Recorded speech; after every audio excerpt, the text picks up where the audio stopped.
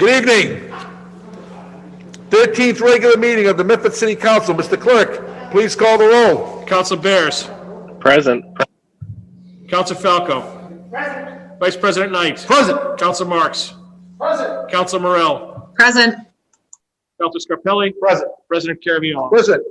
All right, salute the flag. I pledge allegiance to the flag, United States of America, and to the republic for which it stands, one nation, under God, indivisible, with liberty and justice for all.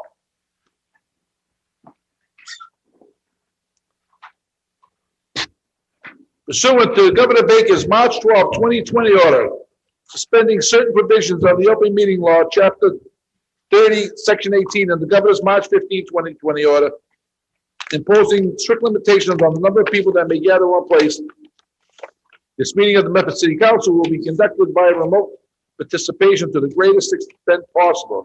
Specific information and general guidelines for remote participation by members of the public and or parties with a right or requirement to attend this meeting can be found on the City of Medford website at www.medford.org. For this meeting, members of the public who wish to listen or watch the meeting may do so by accessing the meeting link contained herein. No in-person attendance of members will probably be permitted, but every effort will be made to ensure that the public access the proceedings in real time via technological means. In the event we are able to do so, despite best efforts, we will post on the City of Medford or community media website an audio or video recording transcript or other comprehensive record of proceedings as soon as possible after the meeting. Okay, regular meeting. Mary Ann is is Mary Ann on the call here? She's on. Let's see, do I see Mary Ann? I don't see Mary Ann. She's on. Oh, there she is. Okay. Good evening, Mary Ann. Hi, everyone. Good evening. Mary Ann, if you can give us a brief update of what's happening with the vaccinations. Sure. A couple of things I want to go over first, I want to talk a little bit about the case counts and what we're seeing happening here in Medford. I think you've heard on the news lately that everyone is seeing an uptick in cases, and that's certainly happening here in Medford. And I just want everyone to be aware that while we seem to be opening things back up and vaccines are on the horizon and things look good, we are definitely seeing an uptick. We're certainly not seeing an uptick like we did with the winter surge, but we were at our lowest in February with 81 cases a week. And as of last week, we had 121 cases just last week, and our positivity rate is climbing, from a low in February of 0.75, and now we're at 1.28. So I just really want people to be aware that we still need to be paying close attention to the guidelines. We know what we need to do, and we just have to do it until all the vaccines are out there and we're good. Even and the age distribution is pretty interesting in that in March to date, we've had 356 cases this month alone. And that's not a good trend, right? We don't want to see that. But 319 of the 356 are people under 60 years of age. Half of those 356 are people under the age of 30. So again, these are folks who aren't qualified yet for vaccinations, but yet we feel like the spring is here. We're all kind of sick and tired of social distancing and wearing masks, and we know hope is on the horizon, but it's not time to let down our guard. And I just want to really make that message loud and clear. Vaccination updates, we're going okay. Right now, the state is still very flat in their distribution and what they're getting from the feds. It seems like the federal government is really boosting up their federal pharmacy programs. So you'll see more CVSs coming online. If you go to cvs.com, the Fed's goal is to really have people, it's a 90-90 goal, to have folks, 90% of the people within 5 miles of local pharmacies is what they're thinking. So they are going to be upticking the CVS distribution, which is really the main distribution here in Massachusetts. Although I think a lot more Walgreens will be coming online as well. We did finish up homebound second doses this week. We finished up 90 homebound individuals. We have another 66 second doses of homebound to do, and the state has opened now their homebound program, and people can access that homebound program through calling the state number, which is 833-983-0485. We, as the local Board of Health here in Medford, have chosen to do our own homebound. We're not having people have to go through the state program, but if they call that number, they will be referred to us and put on a list. And we are expecting to receive vaccines from the state for our homebound. They are supposed to be Johnson & Johnson, the J&J, the Janssen, the one-shot deal that you're one and done. So we are expecting to receive those within the next week or so. So if people want to be put on that list, they can either call us directly or call that state number. We will be doing our second round of doses for the Medford Housing Authority next week. We have 3 clinics scheduled for Tempone, Weldon, and Wakeling next week. We did do 462 residents of our housing authority. So within the next week or two, they will all be receiving their second dose. So that's good news. We are part of that housing authority program with the state as well. One more update. We have our new public health nurse on board, Sarah Harris, who I'd love to introduce you to soon. She's great. And I don't know, many of you do know that Janet, our longtime 13-year public health nurse, retired last September, but hung on with us gratefully, thankfully, until this month, working as a retired nurse to do all the contact tracing and all the help with this pandemic. So thank you, Janet. But Sarah is on board now, and Janet can finally officially retire. And Sarah will be taking over. So I'd love to introduce you to Sarah soon. Council Vice President Knight. Mr. President, thank you very much. Mary Ann, it sure sounds like there's a lot going on in your office. You're pretty busy, isn't that correct? A little bit. Oh, sorry. So how many, I guess your doctor agrees with, how many hours a day do you think that you're putting in on average, you and your staff? Oh. I don't know, a lot. It's 12, 7 days a week, basically. 10, so 12 hours a day, 7 days a week?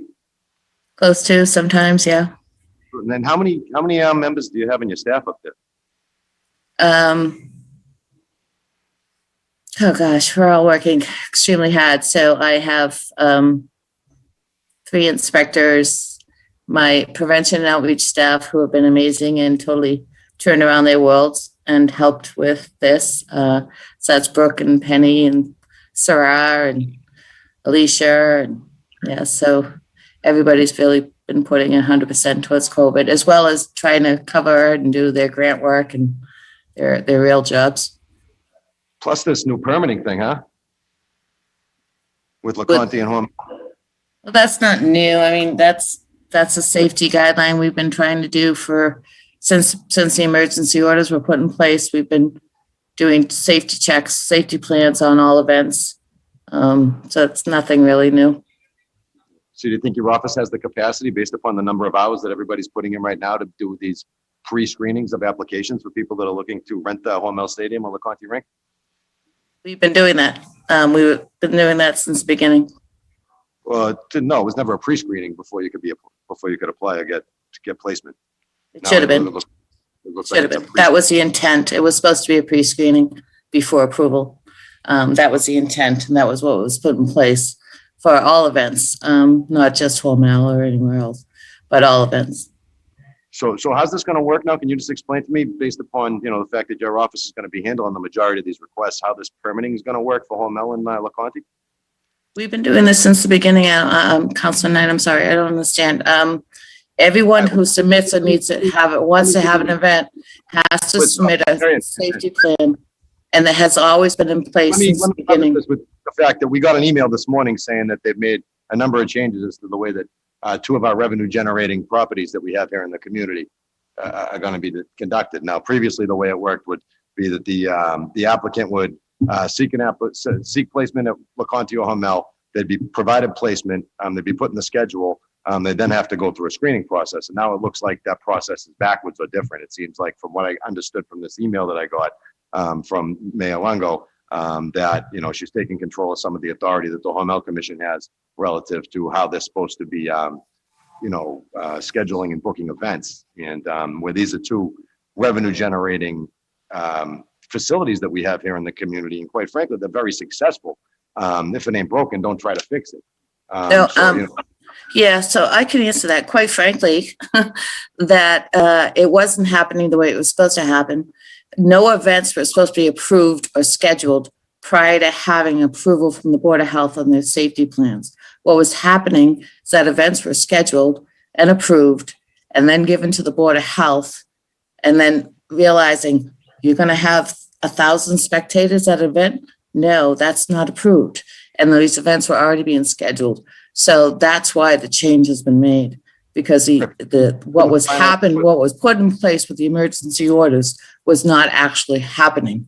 And I was not getting the ability to approve these events prior to the event hosts thinking they were approved.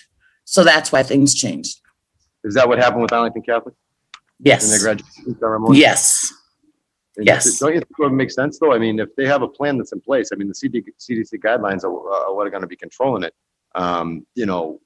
We're really. They weren't following the guidelines. That was the problem. They were approved prior to being I'm approved. pretty sure you went at every single event that took place down there. So I'm pretty sure they may or may not have. I think that's a broad accusation. And any organization that hasn't followed the CDC guidelines, I'm sure that your office has taken the appropriate steps to find them and document such, right?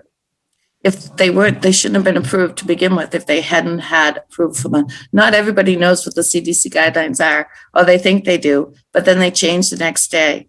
So that's why our office was charged with reviewing all of these safety plans prior to approval. Unfortunately, they were getting approved prior to us even seeing these events. But wouldn't it make sense? That's what happened. I'm sorry, but that's what happened. Wouldn't it make it more sense from, number one, a consistency of government standpoint, number two, an operational standpoint that. No, not in a pandemic. I'm sorry. No, they need to come to the Board of Health first for approval. I'm done talking, Rick. I'm done. I'm not going to be able to finish, Mr. President, so I'll just stop right now. Thank you. Yep. Thank you, Mr. President, and thank you, Mary Ann, for your update. It seems like, again, the clarion call is needed to say that we are not out of the woods and that we are months away, if not several months away, from being able to have gatherings or, anything like that. So I just appreciate you noting that the cases are back on the rise, and that we aren't even at the levels we were at last summer, right? So we are still above the levels we were at last summer, when that was the lowest we've been since this started. So I just wanted to ask, has there been any discussion of slowing down Medford's progression through the reopening phases? I know a lot of local communities have said that they feel the governor's approach has been too aggressive. So I was just wondering if you had discussed that or if there was anything on the horizon on that front. We are looking at the data. We're monitoring it closely. If need be, we may have to. But at this point, right now with the data, we're okay. But if it continues, it certainly is something we may need to look at, rolling back on some of the openings. Thanks, Mary Ann. And yeah, I just think we need to stay strong. We don't want our summer to be ruined by, trying to do too much this spring. So stay safe and get a vaccine. Thanks, Mary Ann. Thank you, Mr. President. Marion, thank you for your update. I also, I just wanted to mention that I did have an opportunity to visit the website this week, and I think I saw the new pie charts with all of the data with regard to COVID and or the different populations it hits, and basically you split out, I think, by ages as well. So I thought that was actually a good addition to the website. It just, kind of tells a better story, or very accurate story as to who it's hitting and who it's not hitting, and that type of thing. So I want to thank you for that. I also wanted to welcome Sarah Harris, and also congratulations to and thank you to Janet, who retired. I just wanted to say thank you for, I think you said it was 15 years of service. So I thank her for her service to the community. Thank you. Thank you, Mr. President. I want to thank the Board of Health Director for being on tonight. Marianne, could you give us a brief update on where we stand with our application to be a mass vaccination site? And where do we stand with the Tufts University proposal? Yes, good. Thank you for bringing that up. So we have been approved by the state to be a regional vaccination site. We were given that approval last week, maybe the week before. Can't remember. All the weeks went together, but we are still waiting to hear from them, from the state. That is, like I said, the state's vaccine allocation has been kind of flattened from the feds as they focus on their federal pharmacy program and the federal community health center programs that they're dealing with now. So we were told by the state that we could have vaccine as early as 3/5, which is next week, right? But we have not heard an update from them since. So that was their hope, to have us actually receiving vaccine and be able to be up and running slowly, not to the maximum capacity, but to start us off at least next week. We have not heard that that's going to be the case at this point. There have been several regional sites approved. I think 12 additional regional sites approved. We are one of them, but none of us have heard as to when we will actually begin receiving vaccine. But when we do, that'll be at the Gantry Center at Tufts at least several days a week at this point. Okay, and I'm sure you're aware of this, but the number one call I'm receiving is the fact that residents have to go outside the city to get their shots, many of which that may be homebound or unable to travel too far. So the quicker we can get this on board, and I realize there's a lot of moving parts, so I'm not pointing the finger at the city, but the quicker we can get a local vaccination site on board would be beneficial to our residents. In particular, we're going to be opening up, I guess, for everyone over the age of 16, is it? Sometime at the end of April or May. And, I think the numbers that are going to need the shot are going to quadruple in the city. And I'm a little concerned that we're not going to have anything set up by that point. So I just wanted to put that out there. Sure, yeah, and we are reliant on whatever we get from the state. We don't have doses. If we don't have the doses, we can't give them, but we are reliant on what the state gives us. But if anyone is really considered homebound, they should certainly call our office. And we can see what we can do for them as we are now part of the state homebound program.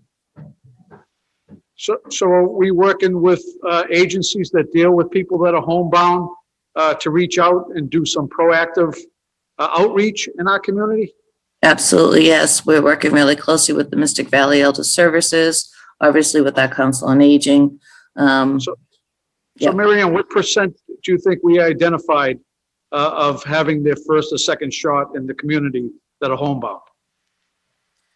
Well, we have already completed 90 homebound folks with their second vaccination, and we've already done an additional 66 with their first dose, and that's even without being part of the state program. We did that ourselves before the state even began their program. We did that we got our 75 plus doses, and we realized these were our most vulnerable and at-risk folks, and we reached out to Mystic Valley Elder Services and to our partners, Council on Aging and other groups, to identify these folks. So like I said, we've already completed 90 have had their second dose, which is great. And another 66 have received their first dose. We have now, since the state announced their program and people are actually calling that number and being referred to us, we probably have another 25 on our list, but are certainly ready to accept additional ones. So that's excellent work, but I'm not quite sure that I would list it as great because I don't know the total overall number of homebound residents in the community. And if we're talking, vaccinating 10% of them, to me, that's not great. So it's really hard for me to put a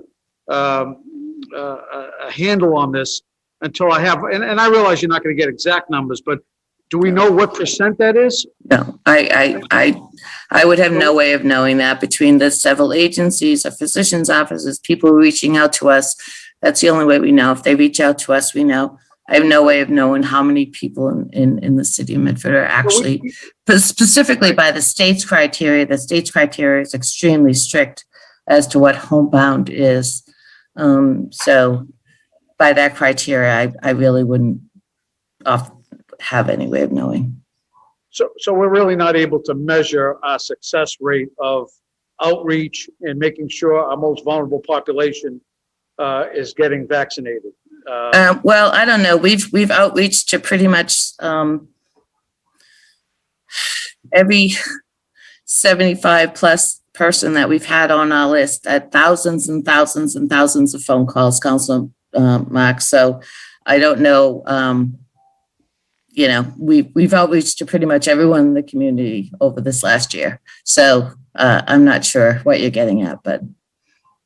I'm really not getting at anything. I'm just trying to figure out what our numbers are in the community. When I turn on the news and they tell me throughout the state, X number of seniors are already vaccinated. I think I saw a number tonight, 16% of Massachusetts, the entire population now has a second vaccination, which sounds like there's progress happening. But I'm just trying to get a handle on our own numbers. If you go on our website, you'll see by age, the percent vaccinated, and 76% of our 75 plus year old seniors have been vaccinated. Okay, but that doesn't include homebound, or may include a portion of It's homebound. it's all folks 75 plus. Right, but you could be 50 and be So that would homebound. include homebound. So that Right, number would, exactly. okay. So you're saying 76% of what we have recorded have received the second dose. State has recorded. Say that again. I'm sorry, I didn't get it. That's from the state data that comes out every week, comes out on Thursday evenings. They show you by age, by race, how many people in your community have been vaccinated. And by that, as of last week, 76% of our 75 plus were vaccinated. Okay, well, that's I didn't know that number. That's good to hear. Thank you. Thank you, Mary Ann. Any further questions for Mary Ann? No? Okay, Mary Ann, then I want to thank you again for being here this week. And if I can give a little shout out to one of our own community, Noah Kretz, who has been deployed by FEMA out to Oregon to help vaccinate people out there. So just a little shout out to Noah, one of the good young men in our community, member of the CCSR program. And again, glad to see that he's doing, the young man's doing some good things. So shout out to him. Mary Ann, thank you, and I look forward to hearing you again. Mr. President, I'm sorry, Councilor Morrell. thank you. I just see that Marianne Broxton does have her hand up. Actually, but I guess Hold on. Marianne just left us, so maybe might not be able to Yep. answer. Mary Ann Broxton, name and address for the record, please. Hi, I'm Marianne. I live in South Medford. I just had two questions. Mary Ann? I'm sorry, Do we have your address, Mary Ann? for the record? 25 Exchange Ave. Thank you. So, if Tufts does come online as a mass vaccination site, my questions were, would Medford residents receive priority since it is in our community? And if we do have that as a mass site, does Medford receive anything financially for having it as a site? Mary Ann, can you answer that question? We lost Mary Ann. According to what Mary Ann said last week, that is a mass vaccination site and it is open to everybody in the state. They do reserve, I think she said 25% of the vaccines were for the local communities, the surrounding communities would get a 25% priority. But it is open to everyone in the whole state. I do not think we get any financial remuneration from them, as far as I know. Does that answer your question, Mary Ann? Mary Ann? She just has to be unmuted. I'm sorry, I couldn't unmute for a second. Yeah, no, yeah, very much so, thank you. Okay, thank you. Any other further questions? All right, hearing and seeing none, thank you very much. Okay, hearings. 21191, City of Medford, notice of public hearing. A public hearing via Zoom remote video teleconference on Tuesday evening, March 30th, 2021 at 7:00 p.m. on a petition from Edward Mallett of Mallett Fantasia Auto and Auto Body Repair to operate an automotive repair and auto body shop, class 4 license at 38 Harvard Avenue, Medford, Mass. 02155 in a commercial C1 zoning district. A Zoom link for this meeting will be posted no later than March 26, 2021. Petition and plans may be seen in the office of the city clerk of Medford City Hall, Medford, Mass.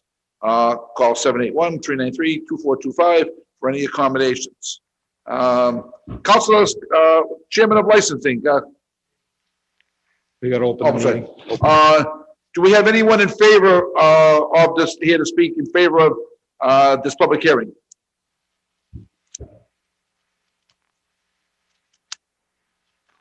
Mr. Mallett? Mr. Mallett?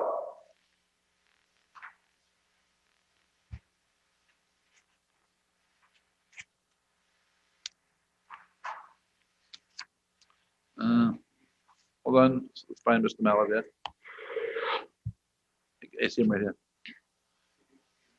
Okay. Can't unmute.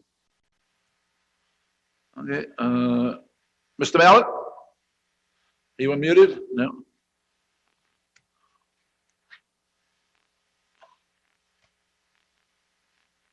You got him? Hold on one second. We're trying to unmute Mr. Mallett. Pat? Why not? Okay, that's fine.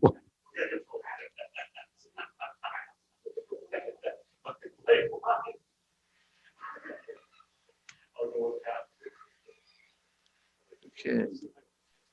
Mr. President, Council Bass?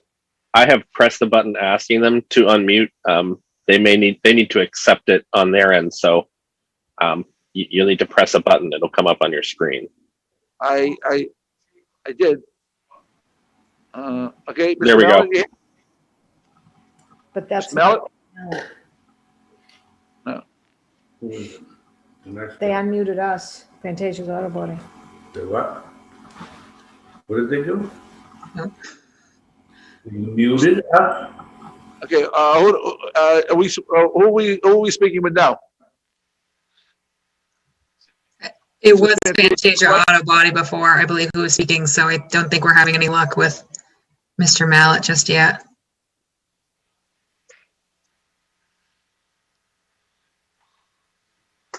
Okay, hold on, we're trying to.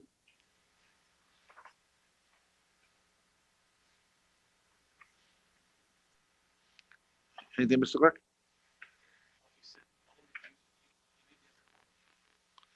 Okay, hold on.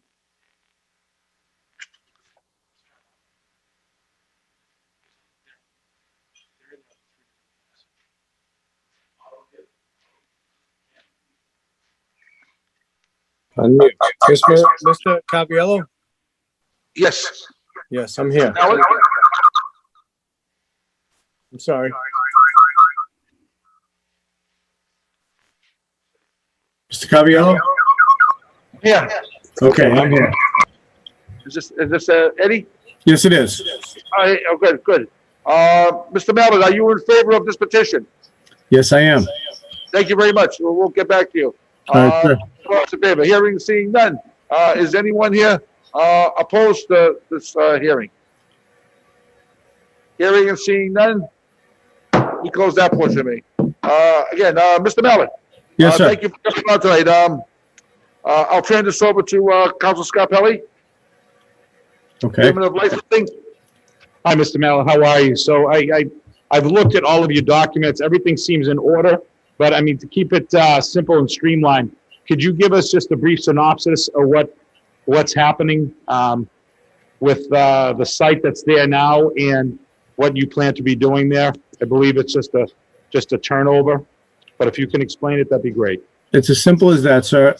We have been operating as a gas station in West Medford across the street. And the operation over there at Fantasia, he was kind of retiring, and we just wanted to continue his business over there. So we released his business. We want to continue operating the body shop, and we want to operate a inspection station as well over there. Okay, so We want are those changes or that's already been occurring there? There's no changes at all. We're actually trying to reorganize his old company with the inspection and the body shop and the repair. Okay, perfect. That's all. I just want to be clear, just because the way you answered it might have sounded as if you were adding something new, but this is just an existing body shop, a repair garage that is just changing over. Hours of operation staying the same. Parking for your vehicles is staying the same. Everything seems to be in order, correct? Yes, sir. Okay, so everything else I see, Mr. President, all of his paperwork is in order. Every department has signed off on it favorably. So I would move approval, pending any questions from my fellow councils. On the motion by Council Scarpelli, seconded by? Seconded by Council Marks. Mr. President, Vice President Knight. Mr. President, I'm just taking a look at the zoning use chart, and I certainly don't have any issue with Millet Automotive taking over this Fantasia Automotive location. I live in West Medford. I know Mr. Millet. I see the type of business he's done down there for a number of years. He's done a great job over there. He keeps his lot clean. He is a good neighbor. So I have no issue or concern whatsoever about his ability or whether or not he'll be a good neighbor at the Fantasia site. But in looking at the zoning use chart, it says that under use 27, the accessory storage conducted entirely within an enclosed structure, the sale or rental of motor vehicles exclusive of used car sales in a C1 district would be required for a special permit of the council, but it would also be required to be referred to the Community Development Board first for a review, Mr. President. I certainly don't have any issue approving this license this evening. However, if there is a requirement that it has to go before the CD Board for a hearing of some sort, I do want to make sure that the council is in compliance. So I guess the question would lie as to whether or not Mr. Moki designates this application as a use 27 on the principal use chart. So we'll refer it to, if there's an issue, we'll refer it over to. If you'd like, I'd step out and call him even, Mr. President, because I don't want to hold Mr. Millet up. Yeah, I think that this is more of a technicality and formality than anything.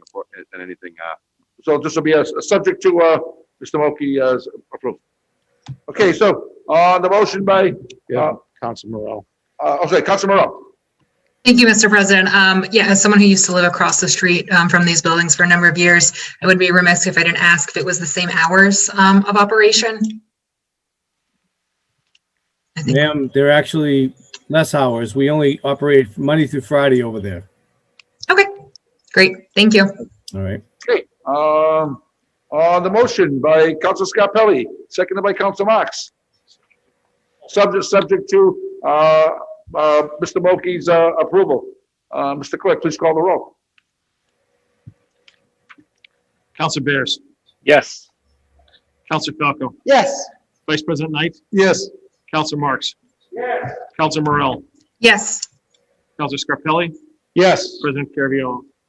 Yes, 7 affirmative, motion passes. Eddie, thank you, Good luck, Mr. Millet. and, good luck, with your expansion.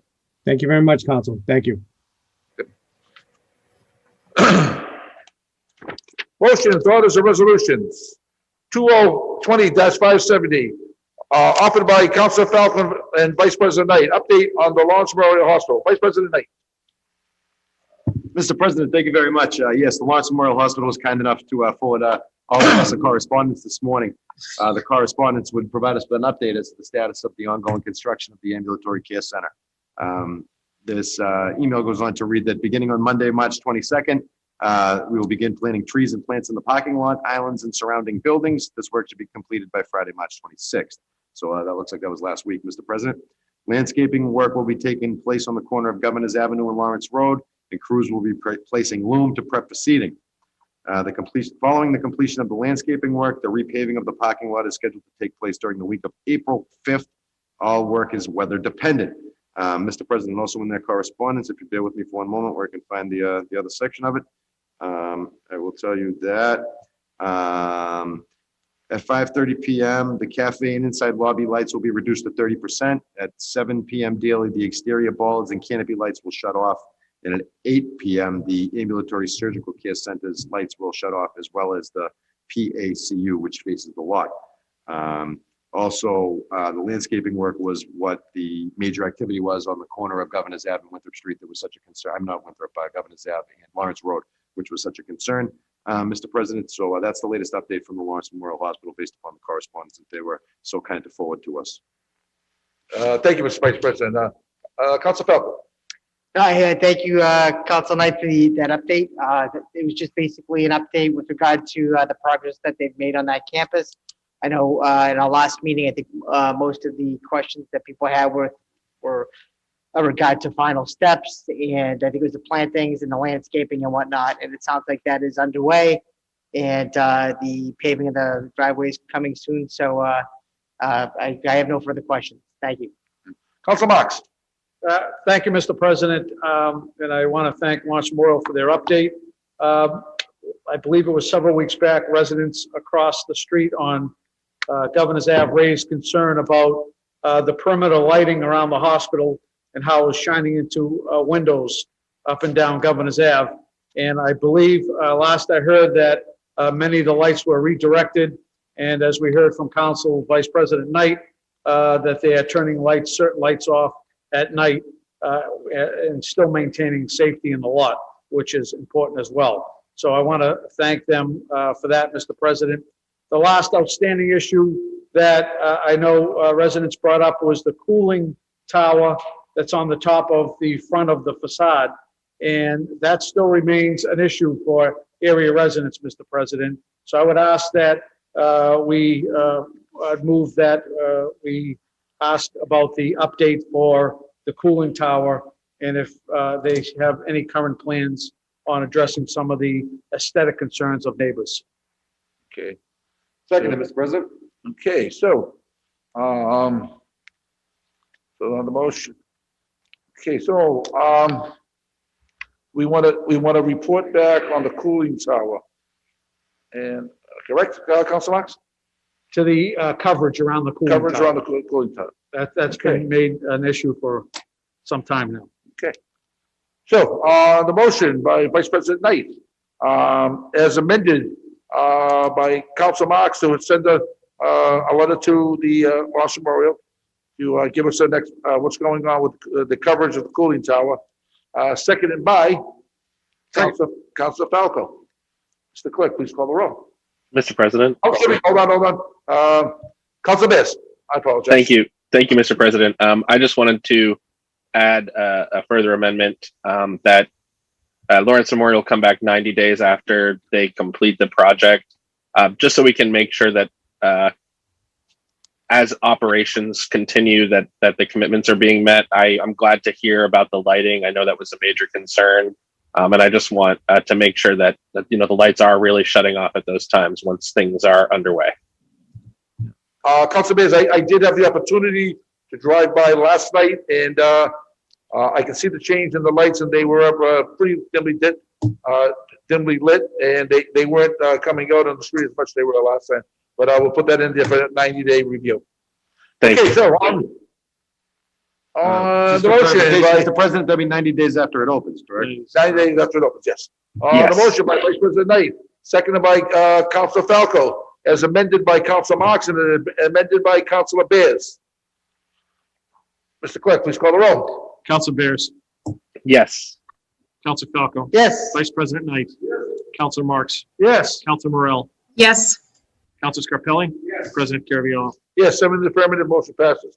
21302, offered by President Caraviallo and Council Falco, be it resolved that Memphis City Council have the T reinstate the 710 bus route that services residents of Fulton Heights with service the Lawson Memorial Hospital, Stop and Shop, Wegmans, and Wellington Station. Be it further resolved that the city clerk forward a copy of this resolution to Mass DOT Secretary and CEO James Tesla and MBTA General Manager Steve Puftak.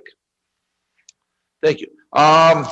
So motion that I received many calls from people on the Heights about this bus being canceled. This is a bus route that's been around for many, many years, going back to the old Hudson bus days. And I mean, this is really the only transportation people up at the Heights have. And over the years, it's been expanded to go over to Stop and Shop, Wegmans. It stops in the square, and it goes all the way to Wellington Station. So, I mean, the T has been given more money to update to reinstate all the routes, and there's no reason why this route shouldn't be also put on there. I mean, the city of Medford is I think we're the 4th to 5th highest payer to the T for an assessment. So I think we deserve the service that we paid for. Okay, and Council Falco. Thank you, President Caraviallo, and if I may add as well, as someone who lives up in Fulton Heights, this is really the only bus route that is really easily accessible to all residents in Fulton Heights. When you look at that bus, the 710, it cuts right up Fulton Street, right through the middle of the Heights. Easily accessible. If seniors want to take it, they can walk to it. If they need to walk to the 100, that's a long way to walk down to, the Fells Way or up to Highland Ave. So this is a route that I feel is a necessity, the 710. This wasn't even a service reduction; it was a service elimination, Yep. which is the worst. I know with COVID, people probably aren't commuting as much, but there still needs to be options. And I feel that pulling away this 710 or pulling it out of the neighborhood, it just really does a disservice to anyone that lives in that neighborhood. I believe the MBTA is getting, I thought I heard about $1 billion in pandemic relief. That's a lot of money. And I know that there's plenty of routes that have been eliminated. I mean, I know the 325, the 326 here in Medford have been eliminated. But from what I hear, from what I've seen in the past, anytime a route is eliminated, it's really hard to bring it back. And I feel that the 710 needs to be brought back, and it needs to be brought back sooner than later. You talk about the MBTA assessments, and we've talked about that numerous times. This city is assessed millions of dollars on a yearly basis by the MBTA. And we need to, millions and millions of dollars year after year. And to have a service reduction, in my eyes, is absolutely unacceptable. The MBTA needs to bring this line back into service. Like you said before, it really covers, those necessities that a lot of seniors need. I mean, it takes you to Stop and Shop. It takes you to Wegmans, Lawrence Memorial Hospital, Wellington Station.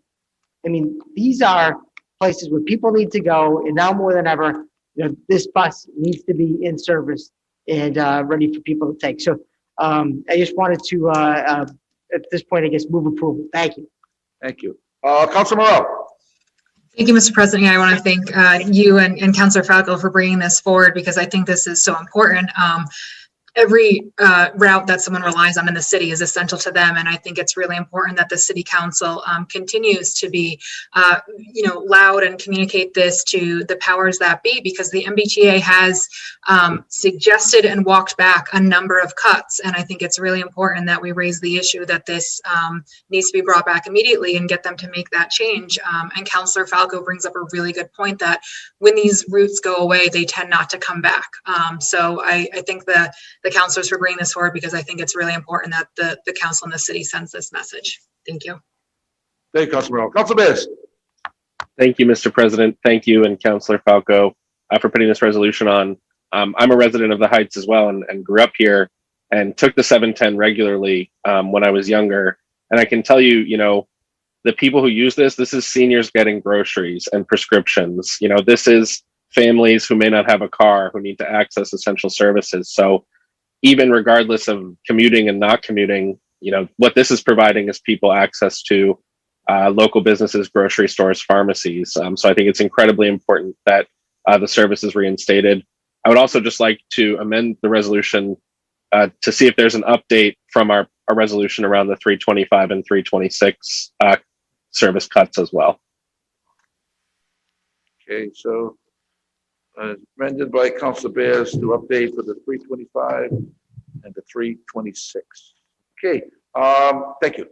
Vice President Knight. Mr. President, thank you very much.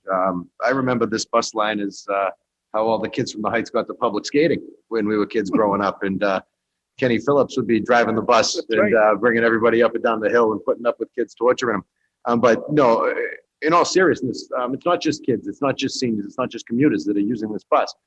This is really one of the only bus lines that we have here in the community that connects certain portion of the Fulton Heights to the rest of the city. The MBTA talks about how they want to restore service to pre-pandemic levels, but they're not going to. The MBTA talks about how they want to see increases in ridership. As the Metropolitan Area Planning Council has all the communities surrounding us stuff more and more people into high-rise luxury condominiums, the MBTA continues to cut service, cut lines. With the 326, the 325, the 710 commuter rail hours are being cut back. The service that's being provided to this community, Mr. President, in my opinion, does not add up to the amount of money that we're paying on our assessment. And quite frankly, I feel like Medford is somewhat always the heel because of where we are geographically located between that crux of rail service and bus service. We get beat up on both ends.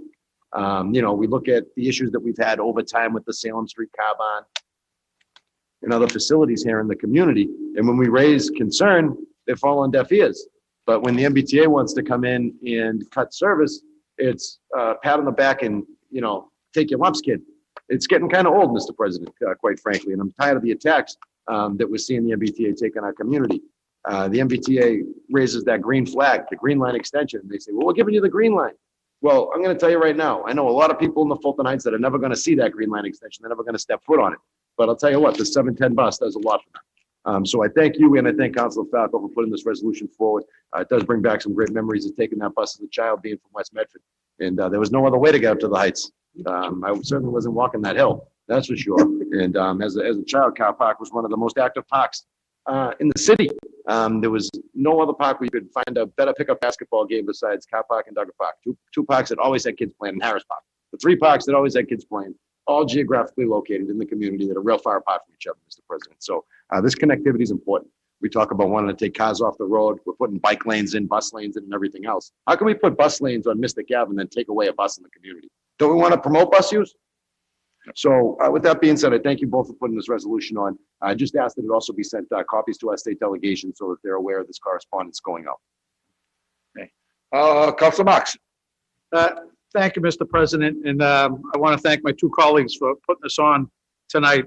I'm glad to hear what I've been preaching about for the last 20 years about the MBTA and the assessment, that it's starting to actually finally get some traction. Because I've offered several resolutions before the city council requesting that the millions of dollars in tax exempt property that the MBTA has offset what they're charging us for millions of dollars on the cherry sheet, Mr. President. So, I think it's about time we take a look at the services we're receiving in this community. And let's face it, many people come to the city of Medford because of our transportation services. And they're not paying the additional tax on their cherry sheet, Mr. President. Based on that, we are as a community. The T has three different revenue sources. One is the percent of the sales tax that they get. Another one is the fares when you go on to the train or the bus, which has been hit because of COVID, Mr. President. But I think what we have to do is take a long, hard look at what we're actually paying now, several $1 million a year for service in this community. And guess what? That assessment the T is assessing us, it's only going to get higher with the green line. And so I think we really need to take a close, hard look at why our assessment is so high in this community and why the T, as my colleagues mentioned, continue to cut routes and much-needed buses that impact the most vulnerable in the community, Mr. President. Many of us don't have to worry. We get in the car and we go to Stop and Shop, or we go to a convenience store, or we do our shopping and we get around. There are many other ones of us, Mr. President, that rely on public transportation. And, you know, to have a population, in particular with this route is in the Heights, Mr. President, this is going to really impact, even if it impacts dozens of people, that's a huge impact, Mr. President, when it comes to needs that we just heard about getting to and from Wegmans and Stop and Shop and the hospital. And these are dedicated stops on that route for the 710 bus. And that's not just a luxury when you're going to a doctor, when you're going to get food. That's a necessity. And that's something that really shouldn't be cut, Mr. President. I just heard the news, the city of Boston is fighting now the MBTA cuts in the city of Boston. And I agree, we have to get more vocal as a community. You know, it's great to send out a letter to the T and the head of the T, and then they respond back saying, we'll look into it, we'll investigate and so forth. And then it ends there, to be quite honest with you. There's never any follow-up. We have to take action, Mr. President. And I don't know what it's going to take. You know, maybe we have to sit at the table and refuse to give the $3 million or so that we give on the cherry sheet every year. Maybe we'll be the first city in the state to do that. I don't know, but it takes bold action sometimes to get bold results, and I'm willing to do that. And I've been talking about this issue for 20 years. And when, you know, when I brought up before, it fell on deaf ears. No one wanted to talk about it. Now the T's making some big service cuts, and all of a sudden it's the topic of conversation, the cherry sheet, and why we're paying so much. So I'm glad to hear that's it, Mr. President, but these are things that should have been looked at over the years. Thank you. Thank you. And also, you know, this is not just the Heights. This bus stops in the square, stops at the senior center, and it services all the residents Riverside Avenue. So that go to Wellington. So again, it's a little bit more than that. So on the motion by Councilor Falco, as amended by Councilor Bears to update the 325 and the 326, and amended by Councilor Knight to make sure we send a letter to our state delegation. Seconded by Councilor Marks. Mr. Clerk, please call the roll. Council Bears, Yes.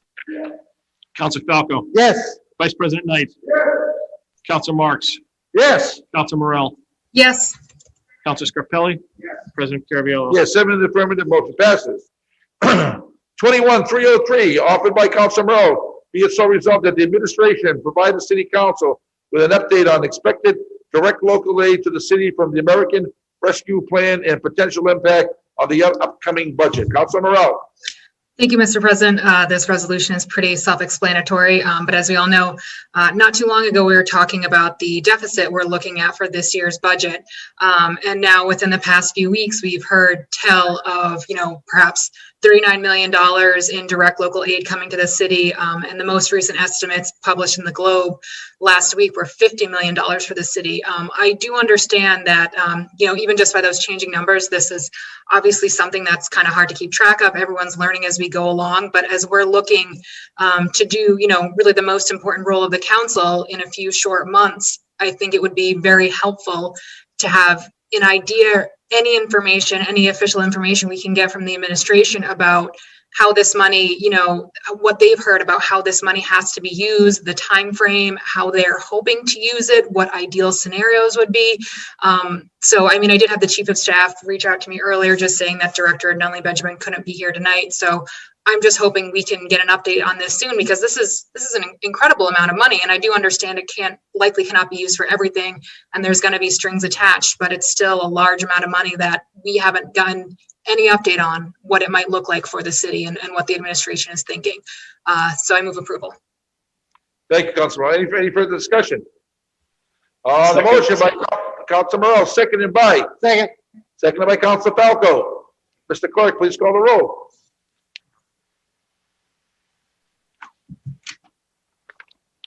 Council Bears, Yes. Council Falco, Yes. Vice President Knight, Council Marks, Yes. Council Morel, Yes. Council Scarpelli, President Carviallo. Yes, 7 affirmative, motion passes. 21304, offered by Council Marks, be it resolved that the 35 subsidized affordable rental units in Medford set to expire in 2023 and 2025 be discussed for options to preserve the affordability of the publicly assisted housing. Council Marks.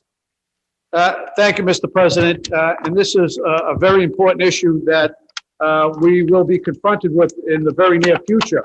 And that is losing affordable housing within our community after so much talk about how we increase our affordable housing stock here in the city of Medford. According to the city's draft housing production plan, which I think we're all going to receive a copy of very shortly, there are 35 HUD subsidized affordable rental units in Medford that is set to expire in 2023. It's only a mere year and a half, 2 years away, Mr. President. And those units, those 35 units are located at 42 Water Street. And there's another 3 that are subsidized by DHCD, the Department of Housing and Community Development, which are run by Tri-City Housing Task Force for the homeless. And they're at 196, 198 Fellsway, and they're set to expire in 2025. So that's a total of 38 units that are subsidized, Mr. President, for low-income residents that could potentially be lost in this community. And in my opinion, that is extremely sizable and something, Mr. President, I am going to fight hard to make sure we maintain. And there is a way of maintaining it. And I'm hoping that we can get some answers from this resolution tonight. But the affordability of privately owned affordable housing units that were produced using state or federal housing resources can expire as owners pay off their subsidized mortgages or opt out of their existing Section 8 rental subsidy contract. When such affordability restrictions expire, property owners can convert the affordable units to market rate housing. On November 23rd, 2009, the governor signed a general law, Chapter 40T, which is an act preserving publicly assisted affordable housing. And what this legislation did, Mr. President, was it aimed at helping preserve existing privately owned affordable housing in Massachusetts. It also established notification provisions for tenants, along with modest tenant protections, very modest, I should add, and terminate the right of first refusal for DHCD or its designee to purchase publicly assisted housing. I was never aware of this law, Mr. President, and maybe because we haven't seen the likes of so many housing units coming up, affordable housing units coming up at once in this community.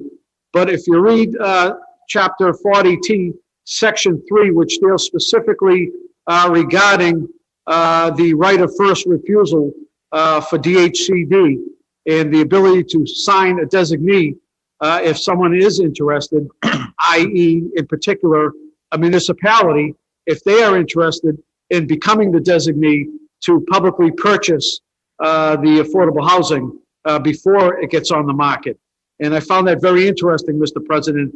If I could, it's pretty brief and it's part of my motion. So I'd just like to read what, for the edification of the viewing audience and my colleagues, Section 3.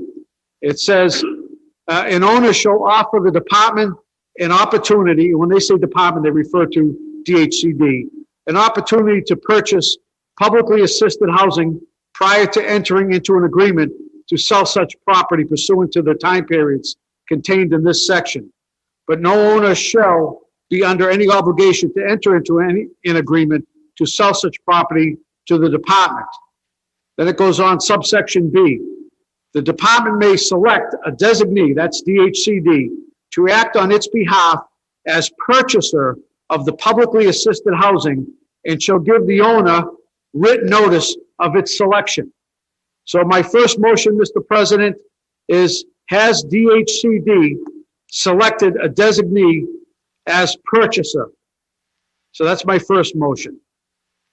The section goes on to say the department shall promptly consult with the affected municipality before selecting a designee and shall immediately designate the affected municipality as a designee upon written request of the affected municipality. Motion number 2, has DHCD reached out to the city of Medford, and has the city of Medford expressed interest in becoming the designee for these 2 particular properties, which is 42 Water Street and 196, 198 Fells Way. And then it goes on to say, unless the department determines that such request is not feasible for the reasons set forth in the department's regulations, the department shall enter into a written agreement with its selection designee, providing that the designee and any of its successors or assigns agree to preserve the affordability of the publicly assisted housing. Once such an agreement is executed, the designee shall assume all rights and responsibilities attributable to the department as a prospective purchaser under this section, section 4. My next motion, Mr. President, is that we create a committee of the whole meeting. I believe we have one scheduled for next Tuesday. So if that's the case, Mr. President, that would suffice for my resolution. But my motion is that the city council meet in committee of the whole to discuss options for preserving the existing privately owned, publicly assisted, affordable housing in Medford and review housing production plan. And as part of the motion, it's to invite the consultant that was hired by the city, Jen Golson, from the firm of J.M. Golson, and to invite our consultant, attorney Bob Bobrowski, to be a part of that meeting, Mr. President, to discuss what our next steps are so we don't use or lose this opportunity for maintaining our affordable housing.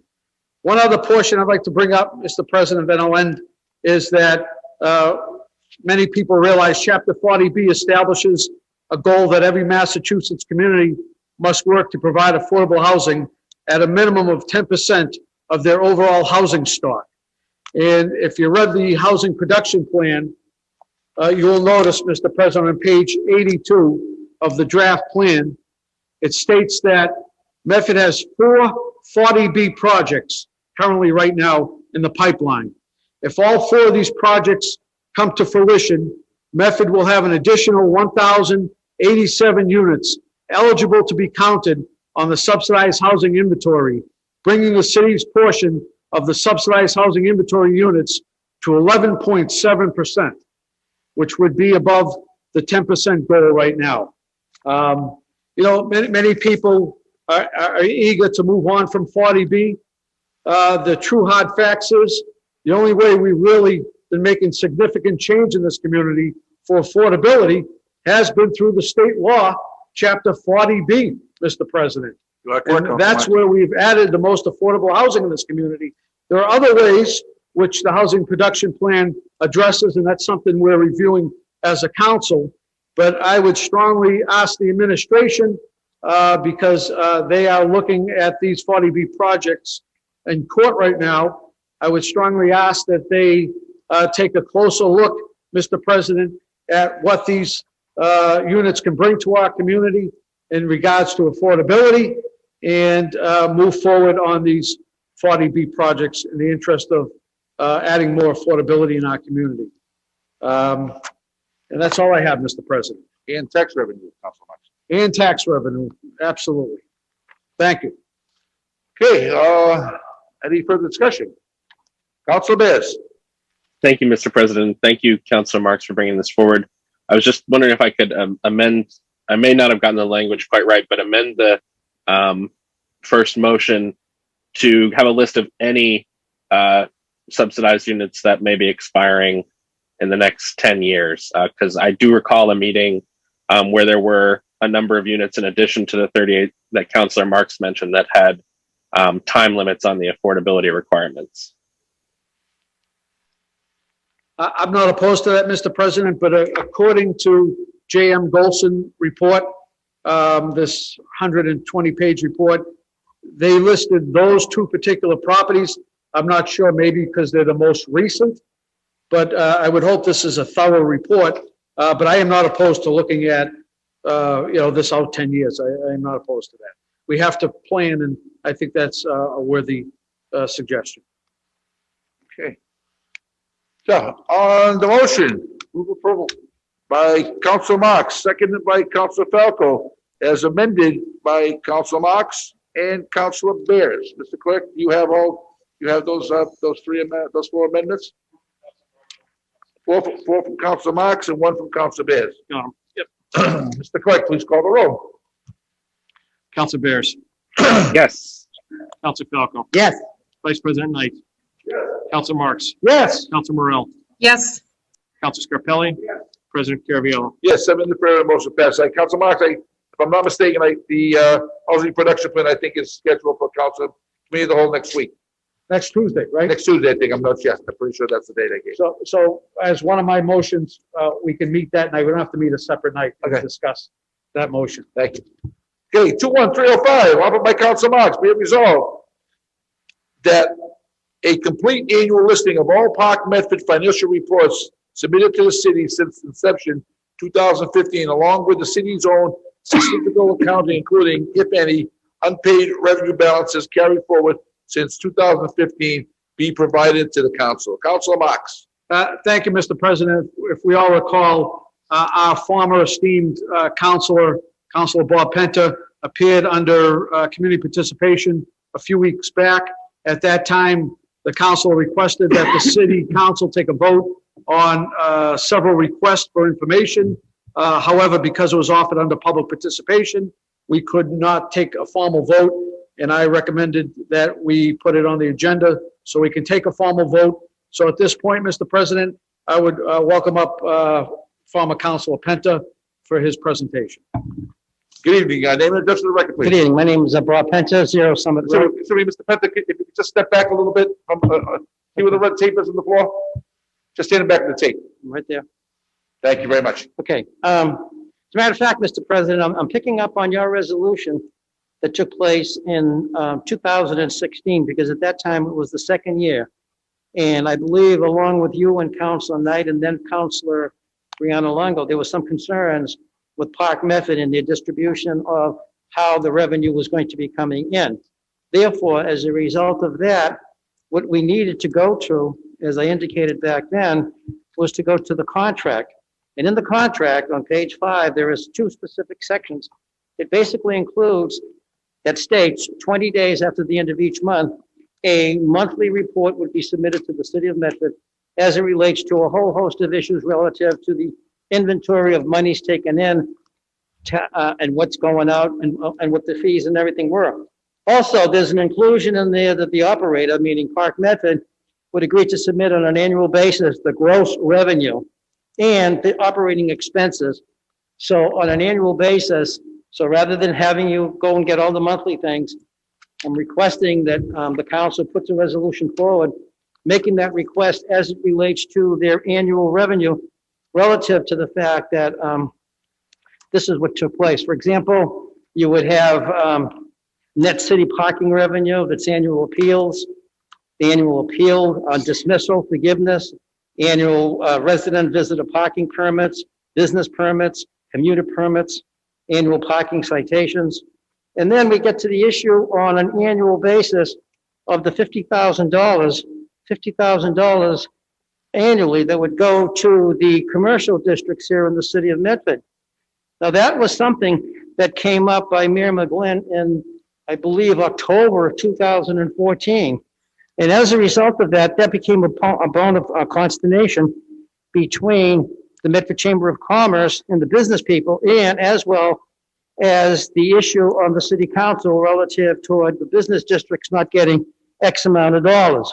Therefore, as a result of that, what took place was that in October of that year, the city at that time through Mayor McGlynn and then Park Medford came to a final resolution before January of 2015. And in 2015, that $50,000 for each square was then included as part of the agreement between Park Medford and the city of Medford. And in their brochure, they note, and specifically, that $250,000 annually will be subject to the appropriation for district improvements. Now, I don't know where that money is, if it's ever gone there. Some people say it's gone out once. Some people say maybe it has, maybe it hasn't. I don't know. I can't answer that. That's the reason why I'm asking for this breakdown and how the money was being expended. Next, we have the issue relative toward $2 million a year is what Park Medford said that they would bring in annually to the city of Medford. So if we look at that $2 million per year, and in the contract, there is an inclusion that anything over $1,250,000 annually, the city would increase from its annual 35% net revenues to 83%. The question then becomes where, and if in fact, has Park Medford submitted that type of information to the city of Medford? I don't know. None of us know. And again, once again, that's the reason why I'm here asking you folks to do this. So then, let's go to the issue that basically talks about, I think it was in October, during a city council, strike that, Award 6 committee candidates night on October of 2019. Then Council Longo addressed the community at that point in time as it related to the Medford parking program. Quote, this is what she said. As to parking enforcement, it is broken. If elected, I will end the contract that expires during the next mayoral term. I will go back to the committee recommendations of 2009 to implement in-house enforcement and replace the kiosks with meters. I will provide free parking for our seniors. The city will benefit by keeping 100% of the gross revenue for our city services and schools. We currently receive only 35% of the revenues. Now, that's a tough point right there, 35% of the revenues, because we really don't know, because you've never received the public documentation back. You, Mr. President, have asked 3 times. Resolutions go back and suggest that and prove that. So where do we go from there? That's the question of why I think you really need to know how much money has come in. How has Park Medford delivered as they're supposed to pursuant to the contract, and the city of Medford, how have they made an accounting for it? It's public information. It needs to be made public. So the question then becomes, if in fact the contract has been adhered to, and if in fact revenues have exceeded that for which the 35% formula has taken place. But the question then becomes, if it hasn't taken place, then where are those revenues? There's also a report that's out that you can go on Google, and it's by the Medford Parking Commission. And they have a report that goes out there that basically says, through their Google web page, that on an annual basis, the city of Medford is, if you add up their numbers, that the city of Medford has only collected approximately $436,000 per year. That's number one. Number two, the statistics that the city has in the city of Medford allegedly will substantiate that we're only getting 35% rather than the 83%, which would indicate we haven't exceeded that for which you would get the $1.3 million a year annual money that they collected. But according to Park Medford, when they first came in, they said that their annual revenue would be in excess of $2 million. So $2 million over a period of 20 years, or even over a period of 8 years, would give you $16 million. We're nowhere near that type of money. So I would strongly suggest that if this be the case, what really needs to be addressed is as follows. We have the 2009 report for which Council Marks served on there with the then former Chief of Police Sacco and a whole list of other folks who made up an extensive and an exhaustive report as to how much they went to other communities. They checked it out. They saw how the revenues could come in and where it should go here for the city of Medford. The question then becomes, Mr. President, if elected means she has been elected. So since the mayor has now been elected, the question then becomes the 35%.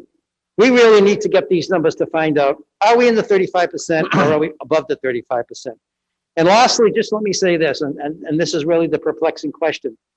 If in fact we follow what the mayor, then city council said in October of 2019, to follow that formula of this report, why then do we have another new committee report of people? Is the mayor going to change plans, change direction, not follow the 2009 report?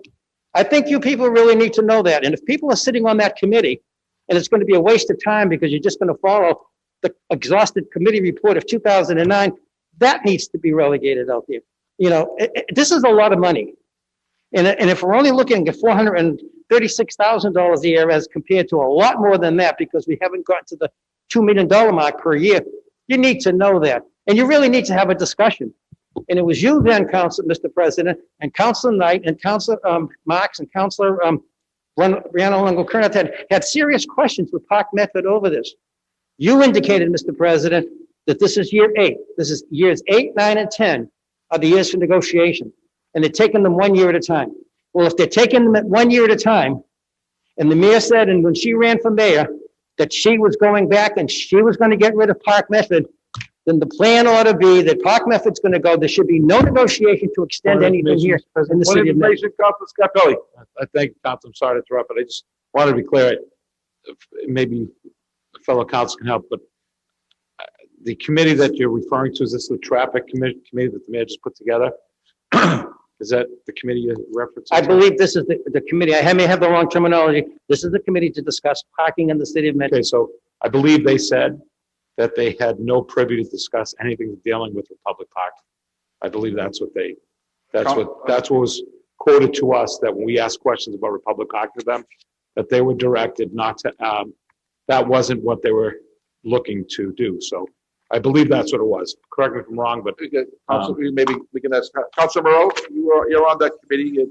Yes, Mr. President, yeah, that's correct. That's my understanding. It was more about looking at, zones and, I mean, there was a number of things they addressed, but yes, it didn't touch on our public parking. That was kept separate from the commission.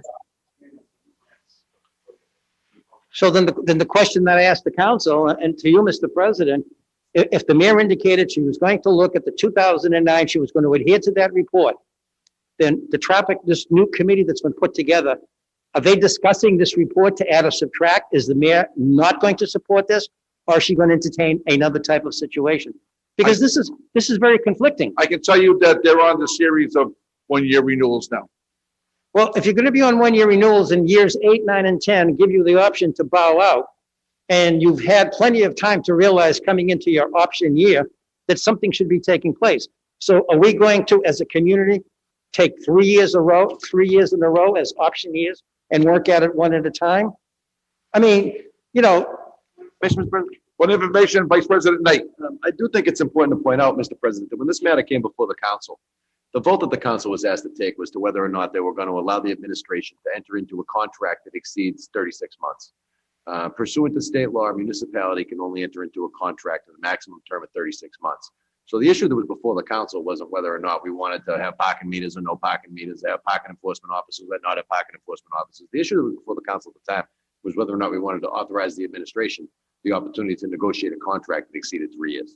So that was the matter that was before us. I certainly have the same concerns that I had previously when it comes to Republic Parking and the accounting methodology that's being used, Mr. President. But that's neither here nor there. The administration is the entity that's responsible for the chief negotiation of the contract. And these 3-year extensions are going to be incumbent upon her purview, not us. Mr. President, I'd like to answer that question. And Councilor Knight brings up a good point. That 3 years when it first came up was nixed by then City Solicitor Mark Rumley. He said it would not serve in the best financial interest of the city of Medford. That bumped up the contract to 10 years, but given years 8, 9, and 10, the flexibility, whether you'd want to renegotiate, get out, or whatever it might be. I'm only concerned over the fact that you, Mr. President, dating back at least 3 times, going back to 2016, coming forward with council resolution, have asked for these numbers. Senior citizens have been waiting to park for nothing for free because that's what was alleged. Same comment was made in Inauguration Day. Same comment was made in 2009. So if we're not going to follow this report of 2009, which is very extensive, and it wasn't just for the city of Medford. You can correct me, Council Mark. You went to other cities and towns. You saw how they derive their revenue through meters and their timing and whether they had resident parking, commuter parking, this and that. If that is not going to really be entertained, I just think that this parking commission, Council Scarpelli, is just a waste of time. Either you follow something or not. Are you going to change it? And I think the mayor has an obligation to tell you and the taxpayers of this community whether, in fact, we're going forward. Why would you want to go into 2 more years of 1-year contracts trying to figure out what you're going to do? You should know by now. resolutions dating back to 2016 and 17 with her name and many councilors' names on there question, just as Council Knight has indicated, the veracity of this contract. I mean, how is it going to work for the city of Medford? And approximately $2 million in uncollected money is still outstanding. Again, this is on the Google page of the Medford Parking Commission. As Council Knight mentioned, this is the purview. The mayor is the chief negotiating authority for the city, not the city council. And unfortunately, we don't get a say in who gets the contract. It doesn't. I'm going to Council President, I'm going to disagree with you because when this council issue came up before the council, it started in May of 2014 and it ran on for a few months. While the mayor and some of the councils had a difference of opinion, it did go on. There was some public interaction. And if this mayor is going to entertain a new contract without having the council interaction and public awareness and public input, that's bad. This is really bad because that's not what you call transparency. Isn't this the Transparency Administration though? It's supposed to be. Mr. President? Councilor Marks.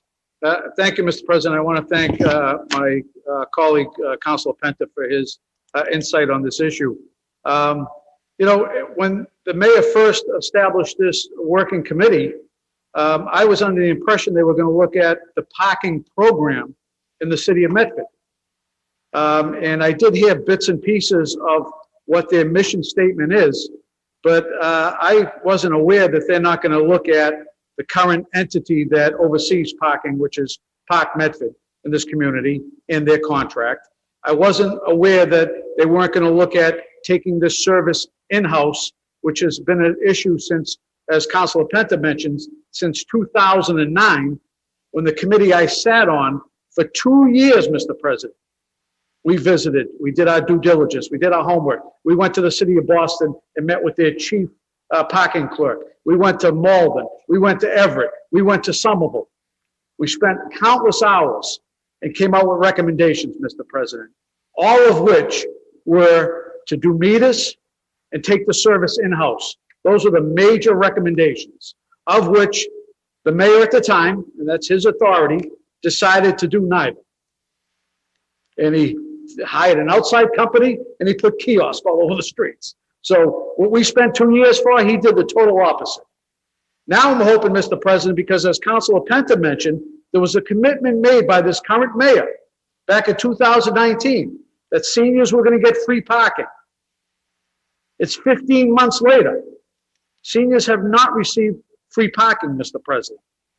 Elimination of the kiosks, 15 months later. And taking it in-house, parking enforcement. Now, come to find out, it's not even a subject of discussion among the committee that she handpicked and appointed, Mr. President, to discuss the parking program in the community. She may decide to do this outside of that. I don't know. But what better time when they're having public hearings, public meetings, sending out surveys, spending countless hours working on this to discuss the program in its entirety. It makes zero sense to me, Mr. President. So I wait with bated breath in June when this report's supposed to come out. You know, not to belabor the subject, Mr. President, but I think it was 2 or 3 years ago, the city hired a consultant and spent close to $100,000 to look at resident permit parking in the city. And the consultant came out with a report. It's probably with all the other reports collecting dust. But this consultant came out with a report and stated that we'd like to do a pilot program because the city's so diverse in their parking needs, and we'd like to start off with South Medford and the Hillside. And they made recommendations on creating a South Medford Hillside permit parking program. And what did the city do with the $100,000 report? Circular file. And here we are back at the table again, Mr. President. Are we here just because it's election year and we have to keep up with campaign promises and we're going through the motions? Or do we really want to see change to this program that's needed? It hasn't been tweaked in more than 7 years, this program. And it needs tweaking, Mr. President. A lot of tweaking. And I supported it at the time, and I still stand by it. In-house, taking this in-house and having our own people control this program, Mr. President, and the revenue stays here. And I supported at the time, and I still do, having double head meters rather than kiosks. Kiosks are great for parking lots. They don't work on the streets, Mr. President, as we've found out from the number of complaints throughout this community. So I want to thank my colleague for putting this on and for bringing up this issue. And I hope in June, this is something that we discuss, Mr. President. We have the fire report that was just issued that the mayor commissioned. We haven't gone through that yet. That comes out with the list of recommendations and so forth. So there's a lot of reporting going on, Mr. President, but very little action. A lot of reports. You can hire consultants, put together reports, but they're meaningless if there's nothing tied to them, if there's no action. Thank you, Mr. President. On the motion by Councilor Marks, seconded by Councilor Scarpelli. Mr. President, one quick Mr. thing. Pinto, you're well over your time, so. Council Marks, you talked about Everett, talked about Revere, talked about Somerville, you talked about Boston, Brookline, Malden, and Everett. A thorough report from the hiring of a clerk to the amount of people that walk the streets and the monies that were collected. You're not going to get more of a thorough report than that. And this new commission, for whatever the reason is, it's out there, and why the mayor is doing it, and nobody knows. But the question ought to be asked, if you made the commitment in 2019 to do with this one, why are you going in a different direction? Thank you. Mr. President, Mr. President, if I could. Councilor Merle. Thank you, Mr. President. I do just want to note that there are, I can find the best way to get it to the council, but there are a number of public folders and documents about the work that the commission has been doing and what the charge from the mayor is specifically, I think is actually on the city website, just to add some clarity to that information is readily accessible for those questions around it. Thank you. Mr. President, Councilor Marks. if I could, I mean, in the past, when a representative of the council is selected by the mayor to be on a committee, ad hoc committee, whatever you want to call it, they usually report back to the council. And we have yet to receive any report back from our representative on the board. And maybe there's nothing to report back now. I don't know. They've been meeting for several months, but I think it would be interesting, rather than pointing us to a website on the city website, is to give us an update, Mr. President, on what's happening and things that we should be made aware of. Thank you. Okay, on the motion by Councilor Marks, seconded by Councilor Scott Curley. Mr. Clerk, please call the roll. Council Bears, Yes. Council Falco, Yes. Vice President Knight, Yes. Yes. Yes. Yes. 7 affirmative, motion passes. Reports of committees, 201, March 23rd, Committee of the Whole. This Committee of the Whole was to introduce our new employee, Victor Schrader, and he gave a little description of the job and what he's looking to do, and we welcome him to our community. So, motion for approval. Motion by Councilor Scott Pelley, second by Vice President Knight. Mr. Clerk, please call the roll. Council Bears, Yes. Council Falco, Vice President, Yes. Yes. Yes. Yes, 7 affirmative, motion passes. 21190, March 24th, Committee of the Whole. This Committee of the Whole was in regards to changing the size of the Board of Appeals from 3 to 5. And the motion was made to report this to the OCD board. So, on the motion by Vice President Knight, seconded by Councilor Falco, to report the paper favorably. Mr. Clerk, please call the roll. And to refer to the OCD board. Councilor Falco, second. I'm sorry. We're not in here for the glory. Council Bears, We're all for the greater good. Yes. Council Falco, Yes. Vice President Knight, Council Marks, Council Morel, Yes. Council Scarpelli. Yes. President Carviallo. Yes, 7 affirmative, motion passes.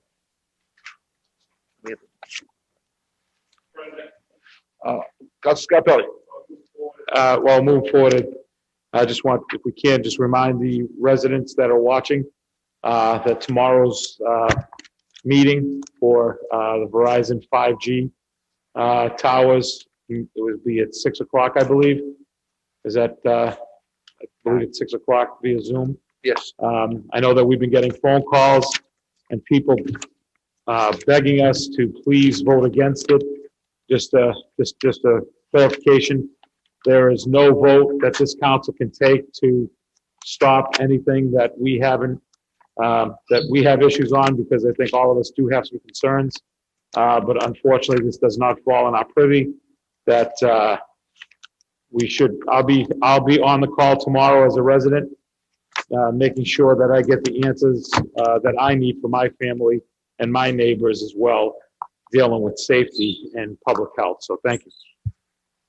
Thank you, Council Scarpelli. Mr. President, Council Marks. just to follow up what Councilor Scarpelli mentioned, I received on my desk tonight a letter from Mary Ann Aducci.